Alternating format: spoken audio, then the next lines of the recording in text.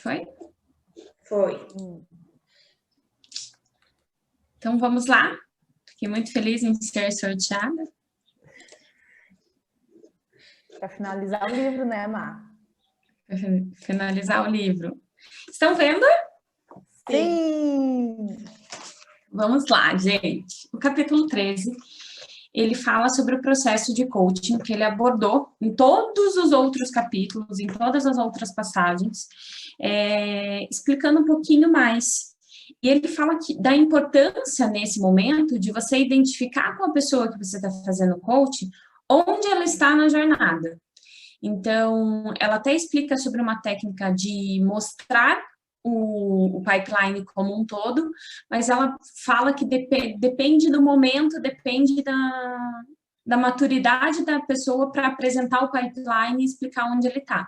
Mas ele é uma técnica que, sim, serve para trazer clareza e simplicidade para todo esse processo do coach. E ele começa falando sobre 3 perguntas-chave para a estrutura desse coach, tá?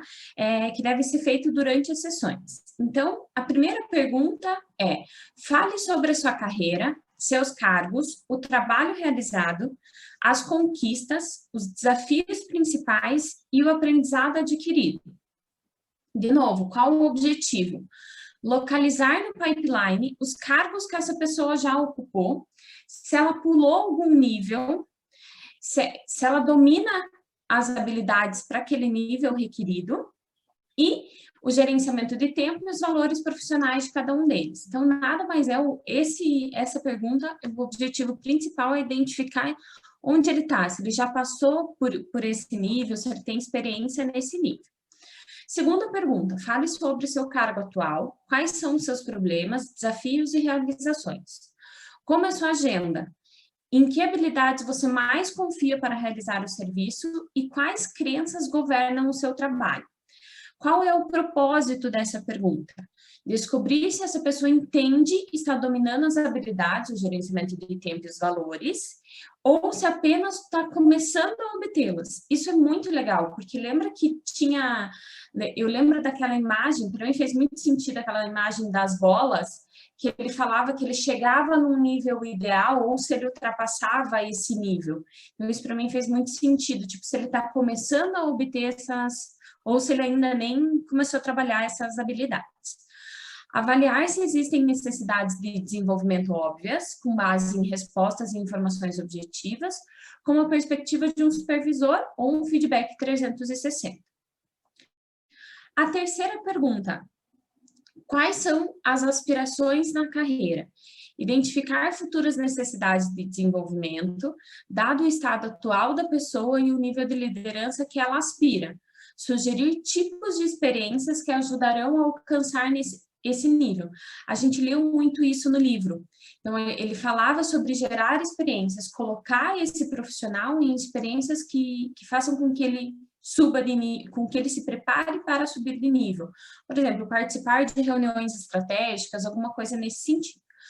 Com base nas respostas das perguntas 1 e 2, avaliar de forma realista a possibilidade de essa pessoa fazer a próxima passagem. Aí, aqui sim, ele mostra o gráfico do pipeline. Aqui sim ele estrutura onde você está, onde você quer chegar, quais são as habilidades que precisa. Lembra que ele pintava a bolinha, o gráfico todo assim, ele pintava onde ele estava, quais eram as habilidades. Pintei aqui realmente em vermelho, porque tem que ter esse cuidado com relação à maturidade. Logo depois que ele apresenta essas 3 estruturas, ele traz a primeira história, que é a história do Sam e da Linda, que ele conta a história de um profissional, porém a Linda é a coach do Sam nesse processo, porém o Sam pulou algumas etapas, principalmente o nível 1, e ele conta um pouco sobre a dificuldade que o Sam tinha de dar, ele era um excelente líder, porém ele tinha dificuldade em dar feedbacks para as pessoas. Então, a Linda chegou, dentro dessas conversas, usando as 3 perguntas-chave, ele identificou que o Sam tinha pulado o primeiro nível de gestão. Por isso, ele não tinha adquirido a habilidade de dar feedbacks. Aí, no final, contexto, Sam nunca tiveram a chance de se desenvolver como gerente de primeiro nível. A Linda orientou, e daí, quando expressou sua meta de carreira, como tornar o mínimo gerente de negócios, ele entendeu que ele precisava dar esse feedback, ele entendeu com o coach da Linda. Só que a Linda só identificou isso quando fez as 3 perguntas. Ainda no caso da Sam e da Linda, ele traz a importância de um feedback claro, completo e convincente. Ele já falou disso antes, mas eu acho que ele fez uma conexão ali com a história de Sam e da Linda. E ele fala algumas coisas aqui com relação ao feedback. Então, primeiro, esclareça as expectativas usando as passagens. Use as passagens para explicar o quanto você espera, o quanto a empresa espera desse profissional. Então, olha, para atingir esse nível, não é por exemplo, a Mari espera de você isso. Não, a empresa espera porque nessa passagem exige essa e essa e essa habilidade. Aí ele fala sobre mantenha a simplicidade, eu até selecionei aqui, certa magia, as pessoas têm certa magia em usar terminologias complexa ou excessivamente formal, ou em criar planos de desenvolvimento de liderança complicados. De que maneira você traz, num feedback, algo simples, algo palpável, algo de fácil compreensão. Apresente um contexto abrangente, então, onde essa pessoa pode chegar? Eu posso estar conversando com um gerente de primeiro nível, mas ele precisa entender que ele pode chegar ao nível de CEO. Concentre-se em poucas questões de desenvolvimento. Isso também foi muito legal, porque fez muito sentido para mim. Primeiro ele fala, olha, não esquece que teu colaborador, ele tem uma jornada de trabalho para cumprir e ele precisa ir aos poucos. Não adianta você demandar 20 mil coisas para o cara fazer, para desenvolvimento e tudo mais. Ele fala até, se concentre em 3 ou 4 ações de melhoria para esse colaborador. Ele fez uma conexão com o Sam e trouxe. Então, por exemplo, se concentre no fato de dar feedback. Então, essa foi a ação específica que o coach orientou. Aí ele traz a história do Bob e do Martin. O Martin tinha o Bob como eu não sei em qual nível ele estava, não sei nem se ele estava no nível de gestão ou se ele era um braço analista. Mas ele falava sobre a habilidade financeira do Bob, que o Bob tinha uma habilidade absurda dentro do financeiro, porém o Bob não tinha uma visão estratégica a longo prazo. E por mais que o Martin tivesse puxado, conversado várias vezes, ele ainda estava com essa dificuldade em entender a importância dele ter dele ter esse braço estratégico, essa visão a longo prazo. Aí, ele traz no livro assim, então Martin decidiu recorrer ao modelo do pipeline de liderança como uma ferramenta para ajudá-lo a desenvolvê-lo. Orientou, mostrou qual era a expectativa e o Bob chegou à seguinte conclusão, eu realmente nunca pensei em mim em qualquer tipo de contínuo de liderança. Eu só pensava na minha carreira do ponto de vista do cargo. Então, isso fez com que o Bob virasse a chave.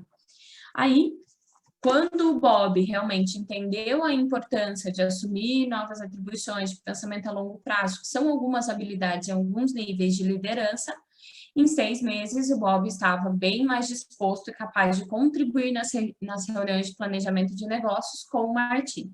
Então, foi um feedback foi um coach que o Martin fez com o Bob, puxando ele, mostrando qual era realmente a sua dificuldade. O Bob teve uma dificuldade para compreender no início, porém, depois ele conseguiu.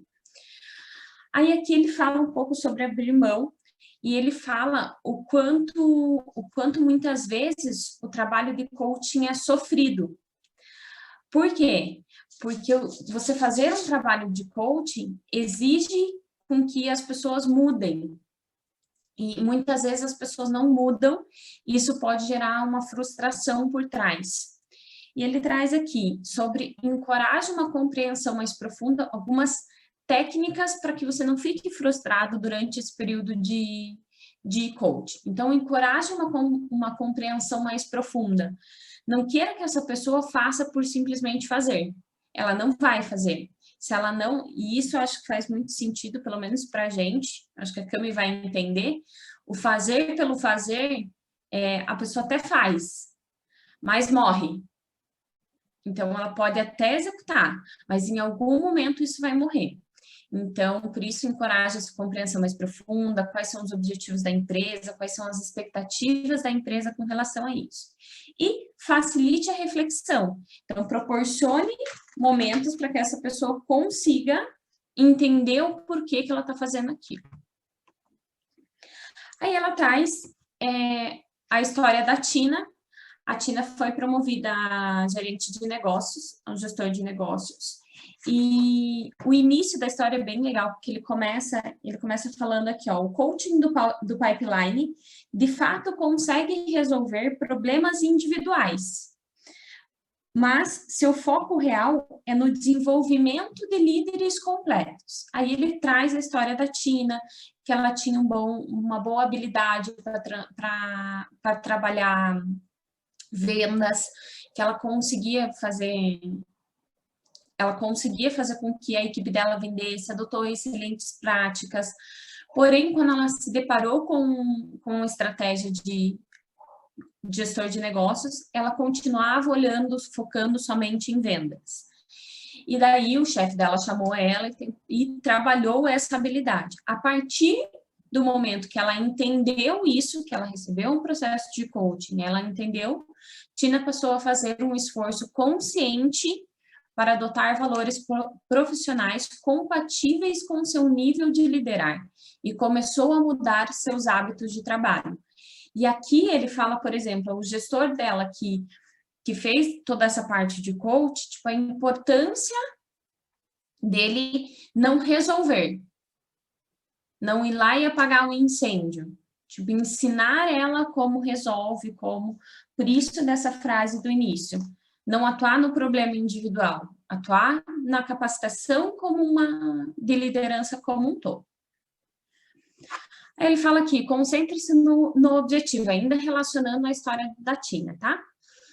Ajude as pessoas a atingir seu pleno potencial. Não resolva os problemas por ela. Ela tem um pleno potencial a ser atingido. Aqui ele ainda fala sobre o pleno potencial, mesma coisa das bolotinhas. Eu não atingo meu pleno potencial se as minhas outras habilidades ainda estão falhas. Primeiro, preciso preencher aqui. Eu posso ser excelente em vendas, mas eu ainda tenho lacuna para ser preenchida aqui, então volto.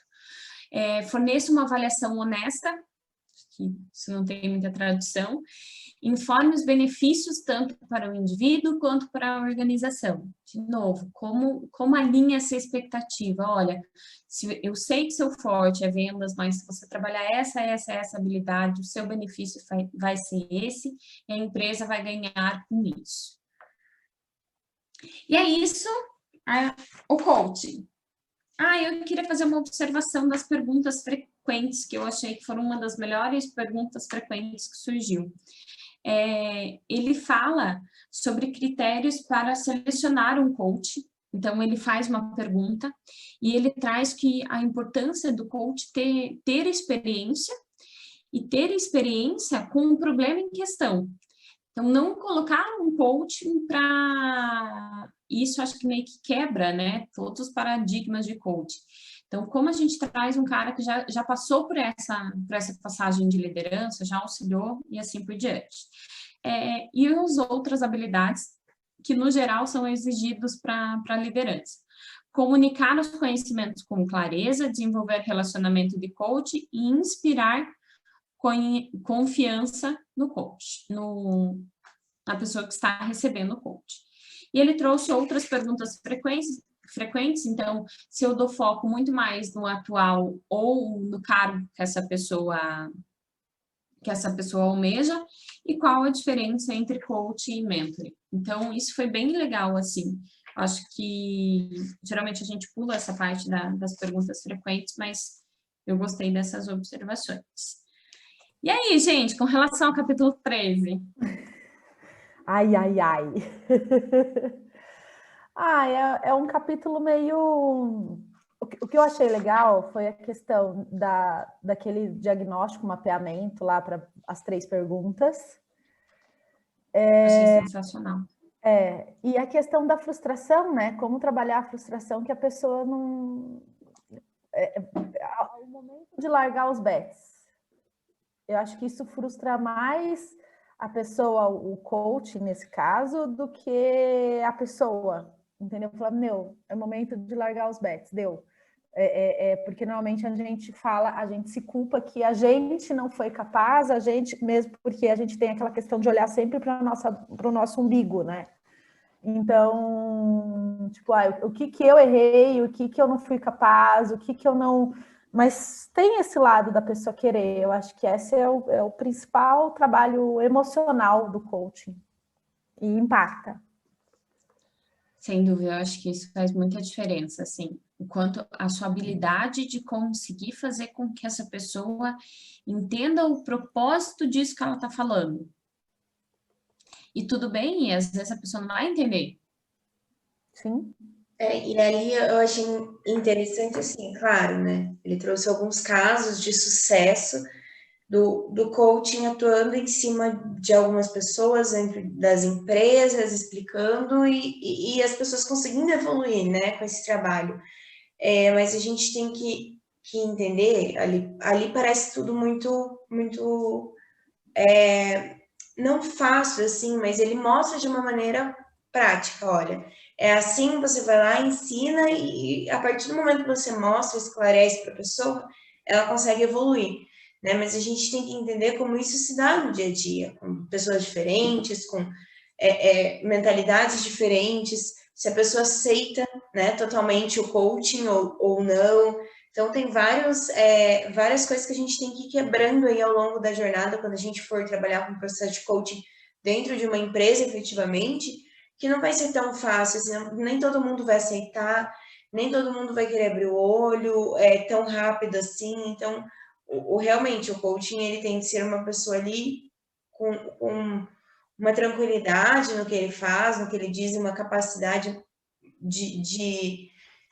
até de entender e de aceitar e tudo bem, bola para frente, né? Porque senão o próprio coaching pode se desestabilizar e falar, poxa, não quero isso, essa pessoa não tá nem aí, né? Então, é uma coisa que o coaching vai encontrar muitas vezes no caminho, não adianta. Nem todo mundo vai estar tão aberto ou vai entender tão rápido sempre. Então, eu acho que é um desafio para a pessoa que está ajudando os outros também, não só para quem está tentando entender e sendo ajudado. Eu acho que é por isso, Nai, que ele traz lá nas perguntas frequentes o fato do coach ter tido experiência com esse problema. Porque, assim, você colocar mais uma pessoa para bater a cabeça em cima de um problema, eu acho que é um pouco antiprodutivo, sabe? Uhum. Por isso que ele fala sobre a experiência. Eu acho que quando ele me fala sobre isso, me faz muito mais sentido. Então, por exemplo, não é uma experiência direta. Ali, em um dos cases que ele apresentou uma gestora de RH atuando em cima. Por quê? Porque provavelmente essa gestora de RH já fez algum coaching relacionado a passagens de níveis que foram puladas, habilidades que o cara não conquistou. Agora, eu fico imaginando você dando um coach para um problema realmente de produção, para um problema que envolva alguma parte técnica. Uhum. Precisa ser uma pessoa com uma habilidade que já tenha passado por isso, até para ficar mais produtiva a resolução. Sim. Chega no coach e resolve o problema, sabe? E até passar a ser mais respeitado. Acho que foi isso. Particularmente, preferi muito mais capítulo 13 ao capítulo 14, porém, vamos lá. Capítulo 14, benefícios linha acima e abaixo.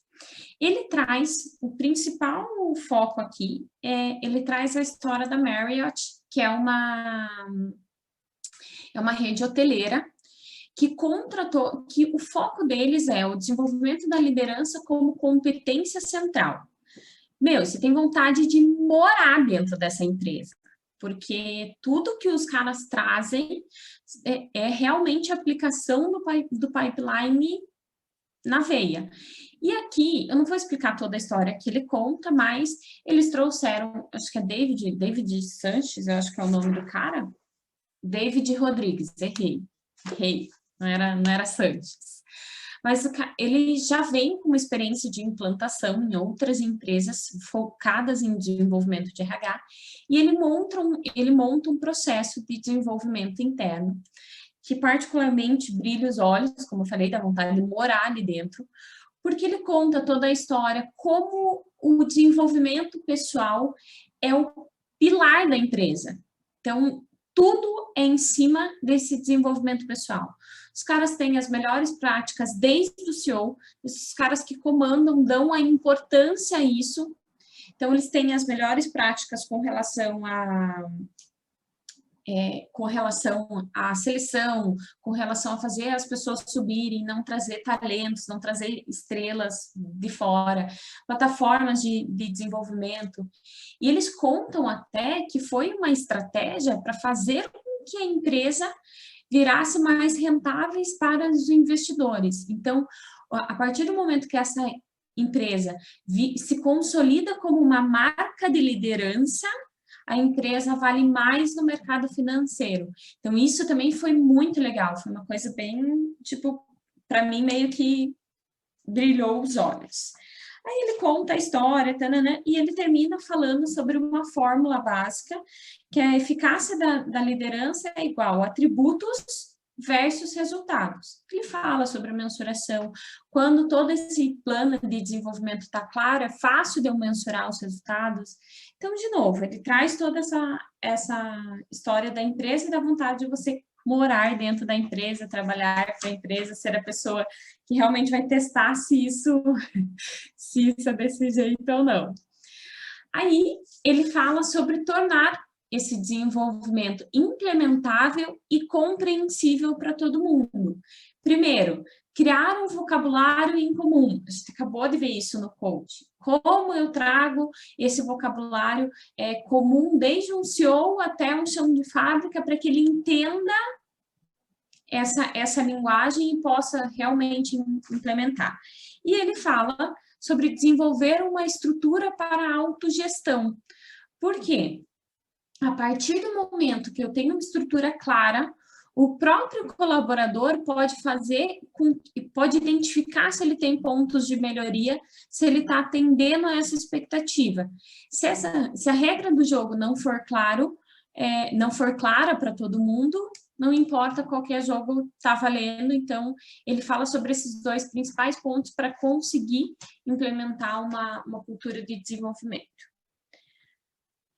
Aí aqui ele fala sobre os conselhos de administração, e aqui eu acho até que ele fez não digo uma crítica, mas fez é como se fosse um ponto de atenção, que ele fala sobre o conselho, como os conselhos de administração escolhem principalmente os CEOs das empresas. E aqui a primeira crítica é falta de especificação para o cargo de CEO. Por quê? Ele falou que muitas vezes os conselhos são formados por antigos CEOs. Então, eles falam assim, eu sei quais são as habilidades necessárias para ocupar esse cargo. Não preciso descrever, eu não preciso, não. Eu sei, pode trazer o cara que eu vou saber selecionar, o cara que eu vou saber fazer isso. Isso, muitas vezes, não é claro para todo mundo.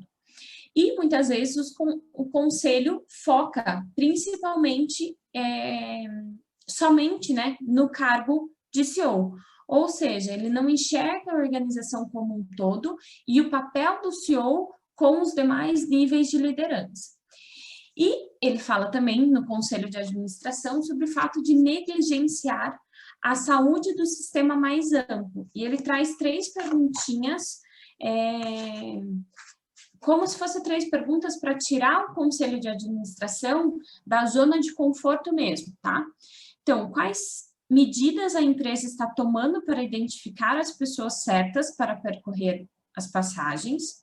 Como a empresa está ajudando as pessoas a percorrê-las e quando e como a empresa avalia as habilidades, o gerenciamento de tempo e valores profissionais adequados a cada uma delas. Então, de novo, isso precisa fazer parte da pauta do conselho de administração. Isso precisa estar vivo. Para você conseguir implantar uma cultura do pipeline da liderança, uma cultura de desenvolvimento de pessoas, é necessário que isso parta do conselho de administração para os demais níveis. Aí, aqui, gente, ele traz benefícios do pipeline para indivíduos nos 6 níveis. Essa parte, eu não sei vocês, eu achei extremamente repetitiva. Eu acho que ele fez um overview de todos os níveis. Então, ele fez um overview, eu não trouxe aqui para a gente. Mas é nada mais é do que um overview de tudo que a gente passou. E ele termina o livro falando sobre o pipeline, falando que o pipeline é um modelo flexível de liderança, então dá sim para você adequar, porém tem 3 principais modelos de empresa que se adequam melhor. O primeiro deles é o comércio eletrônico, segundo, serviço de saúde, e terceiro, megacorporações. E ele, inclusive, fala sobre o fato do pipeline não ser tão eficiente em uma liderança para pequenas empresas, porque o líder acaba ocupando muito o papel, o dono acaba ocupando muito o papel de vários líderes. Ele fala, sim, sobre o fato do dono se capacitar para quando a empresa crescer e conseguir expandir isso. E ele termina o livro falando sobre isso. Foi aí que eu acho que eu fiquei um pouco triste, porque eu esperava um final mais impactante nesse sentido. E é isso. Acabei, gente.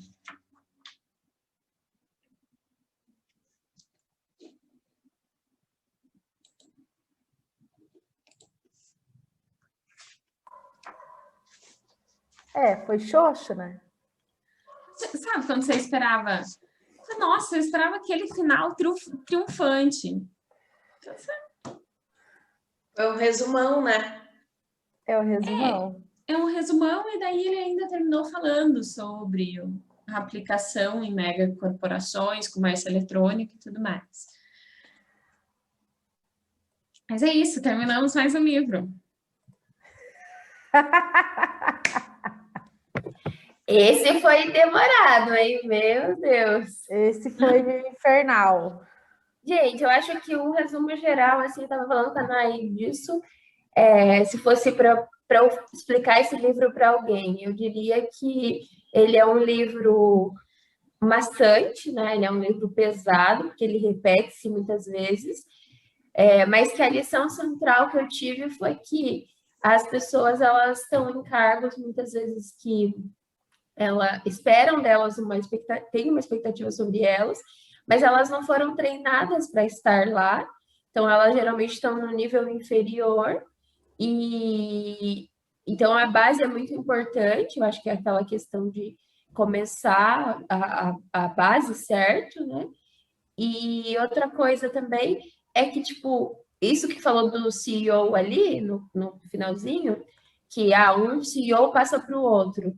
Eu senti que isso é geral, e também que a primeira coisa que uma pessoa deve fazer quando ela assumir um cargo um cargo de gestão, é alinhar expectativas sobre o que ela vai fazer.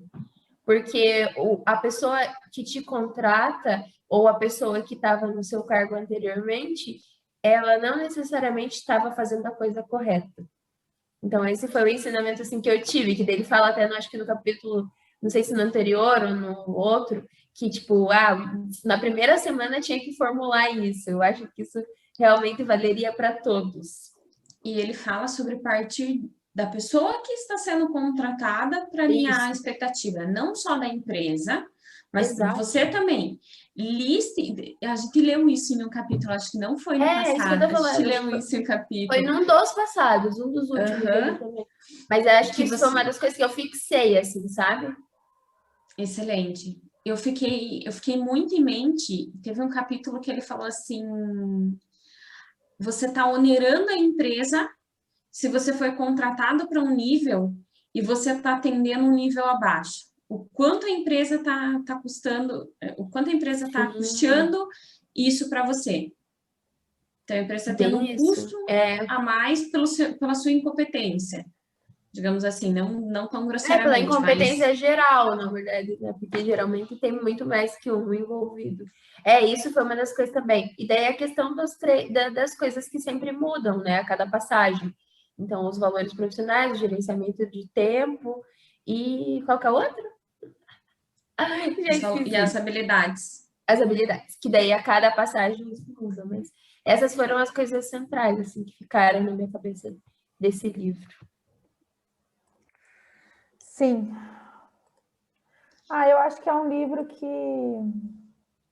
na hora que a gente colocar na prática, ele começa a fazer mais sentido. Assim, o livro faz total sentido. O livro é maçante. Acho que essa palavra da Aline foi uma palavra sábia. Porque o livro ele é maçante, só que ele é um livro que é a Bíblia, teoricamente, para você conseguir ter um RH de uma forma voltado para pessoas, ponto. E se você for pensar em megacorporações, faz muito sentido. Que é onde ele fala que realmente dá para aplicar, faz muito sentido. Mas realmente a passagem, acho que talvez para o nosso dia a dia com pequenas e médias empresas não faz tanto sentido. Mas para megacorporações traz uma realidade bem... Sim. Bem... Me indicaram um livro esses dias desse mesmo autor, não sei se é a mesma pegada, daí não vou dizer para vocês se ele é maçante também ou não, mas é O que o CEO quer que você saiba. Esse daí eu quero ler ainda, que é nessa questão de, tipo, trazer tudo que ele teve de aprendizado aí, nessa coisa de liderança de vários níveis e até chegar no CEO. Que legal. Isso é legal também. Eu estou muito animada para o próximo. Eu também. É muito. Tem uma coisa importante que eu estava falando com a Nay ontem, tem que mandar lá no grupo, é que tem a versão nova, que é a capa laranja, e tem a versão antiga, que é a capa branca. Eu acho que quem for comprar, né, faz sentido comprar a versão laranja. Daí ontem estava na Amazon por R$50, porque eu tinha visto semana passada, estava 57 o novo. Porque está em semana branco do é 40. consumidor. Então Gente, eu tenho branco. O meu é branco então, também. eu não sei te dizer o que mudou, mas é uma versão revisada que saiu no finalzinho do ano passado, esse laranja. Não, tá legal, né? Tipo, isso aparecia, isso não aparecia. Se a gente tiver alguém de dentro que faça, que compre o novo, já... Eu vou comprar o novo, porque eu não tenho, eu devo comprar o novo. A Nay também vai comprar, né, Nay? Vou comprar ainda, Excelente, gente. Gente. Vamos seguir a vida, excelente final de semana para todo mundo. Camelizando aí. Ai, gente.